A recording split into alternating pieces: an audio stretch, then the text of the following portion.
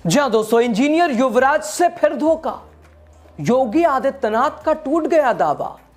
जांच में ज्ञानेश कुमार की डीएम बेटी पर क्या है रिपोर्ट। दोस्तों, आपको याद है या नहीं, युवराज नोएडा सेक्टर 150 योगी आदित्यनाथ के शासन ने जिस इंजीनियर की जान ले ली। नोएडा के सेक्टर 150 में हुआ जो हादसा, जो कि सिर्फ एक हादसा नहीं था दोस्तों, सिर्फ एक दुर्घटना नहीं थी, यह सिस्टम की लापरवाही की कब्र थी, जहां एक हंसता खेलता युवक युवराज मेहता धीरे धीरे मौत से जूझता रहा। और सवाल यह कि जब हर सेकंड कीमती था तो मदद के बजाय उत्तर प्रदेश के प्रशासन ने योगी आदित्यनाथ के शासन में उसके साथ क्या हुआ, आपको बताएंगे। आप द राजनीति का विशेष सेगमेंट देख रहे हैं, खबर और विश्लेषण।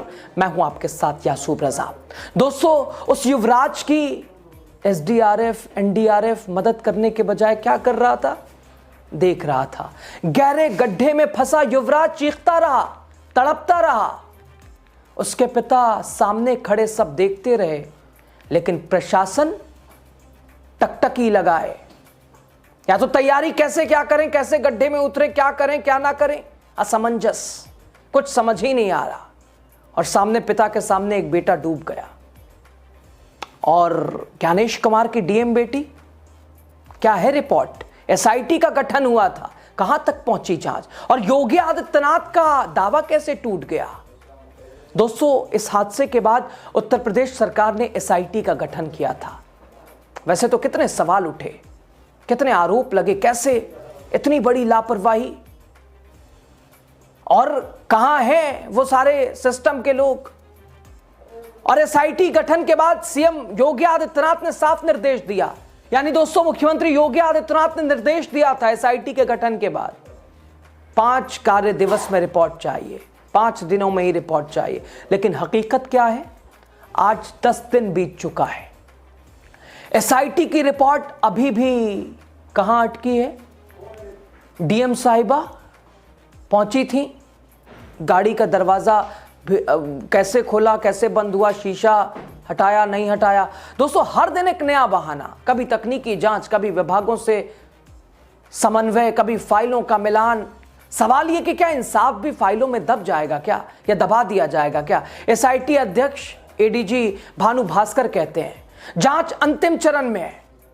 टीम पिछले 5 दिनों से नोएडा में ही डेरा डाले है, साक्ष्य जुटाए जा रहे हैं, जिम्मेदारियों की परतें खोली जा रही हैं। लेकिन परिवार पूछ रहा है क्यों देरी हो रही है, और क्या देरी ही इंसाफ बन गई है। योगी आदित्यनाथ ने जब 5 दिन का समय दिया था, आज तो 10 दिन हो गए।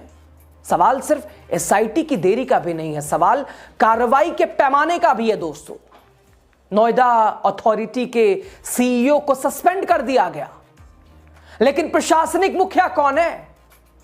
प्रशासनिक मुखिया तो जिला मजिस्ट्रेट है, और सीधी कार्रवाई उन पर नहीं, उन तक कौन पहुंचेगा भाई। और दोस्तों, अगर सीईओ का ही उन्हें ही सस्पेंड कर दिया गया, ट्रांसफर कर दिया गया, उससे क्या फर्क पड़ता है। दोस्तों, क्या जिम्मेदारी सिर्फ कुर्सी बदलने से, कुछ समय के लिए हटा देने से पूरी हो जाती है। आईएएस अधिकारियों का ट्रांसफर, सस्पेंशन तो आम बात है, कोई सख्त कार्रवाई।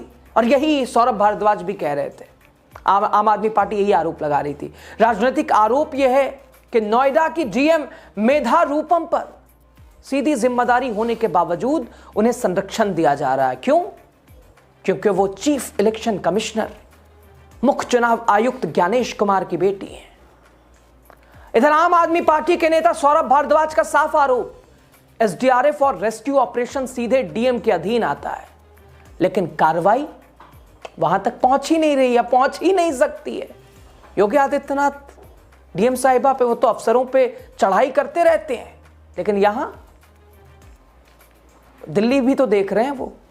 सौरभ भारद्वाज ने यह भी कहा था नोएडा की डीएम मुख्य चुनाव आयुक्त ज्ञानेश कुमार की बेटी हैं, और ऐसे में भ्रष्ट आईएएस अधिकारियों पर कार्रवाई कितना मुश्किल है यह समझा जा सकता है। आरोप बेहद गंभीर और जवाब लेकिन अब भी नदारद।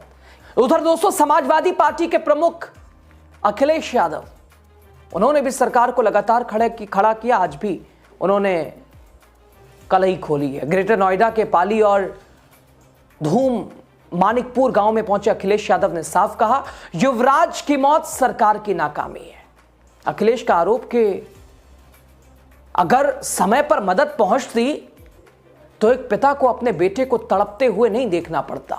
उनका कहना है कि सरकार सिर्फ बयान दे रही है, जवाबदेही से भाग रही है। हर जगह का यही हाल है। भाजपा सरकार हिंदू मुसलमान करा लीजिए बस। दोस्तों, इस मामले में कानूनी शिकंजा भी लगातार कसा नजर आया।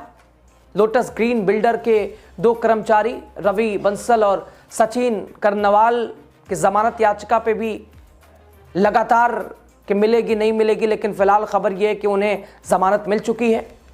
दोस्तों, इस पूरे सिस्टम फेल्योर के बीच एक इंसानियत की कहानी भी सामने आई थी। वो डिलीवरी बॉय, याद है ना? पहले कुछ कहा गया, फिर कुछ कहलवाया गया, बाद में फिर सच्चाई सामने आई, और इसके पीछे क्या खेल था वो भी आप समझ रहे हैं। जिसने अपनी जान जोखिम में डालकर युवराज को बचाने की कोशिश की, गहरे पानी दलदल से, यानी बिना मौत का डर किए, सामने मौत खड़ी है सामने किसी के साथ, लेकिन ये बिना देखे डिलीवरी बॉय कूद जाता है, चला जाता है। और उत्तर प्रदेश के प्रशासन, अधिकारी, एनडीआरएफ, ये तमाम लोग मुख दर्शक, तमाशाईन। लेकिन मुनेंद्र नहीं रुका। युवराज के पिता ने तभी तो उसे देवदूत कहा मेरा बेटा नहीं बचा, पर तुम्हारा एहसान कभी नहीं भूलूंगा। दोस्तों, जब सरकारी मशीनरी फेल हो गई तब एक आम नागरिक फरिश्ता बनकर खड़ा था, लेकिन कुदरत को कुछ और मंजूर था। आज सवाल सिर्फ युवराज का नहीं, सवाल उस परिवार का जो सिस्टम से न्याय की उम्मीद करता है। 10 दिन हो गए, योगी आदित्यनाथ ने 5 दिन बोला था। एसआईटी की रिपोर्ट अब भी अधूरी है, कार्रवाई चुनिंदा है।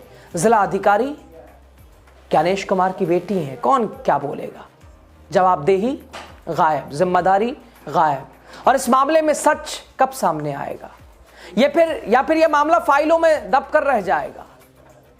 यह सिर्फ एक हादसा नहीं दोस्तों, यह एक चेतावनी है सिस्टम को, सरकार को, उन लोगों को जो कुर्सियों पर बैठकर जिंदगियों का हिसाब करते हैं, हिसाब रखते हैं। रिपोर्ट एसआईटी की कब आएगी देखिए।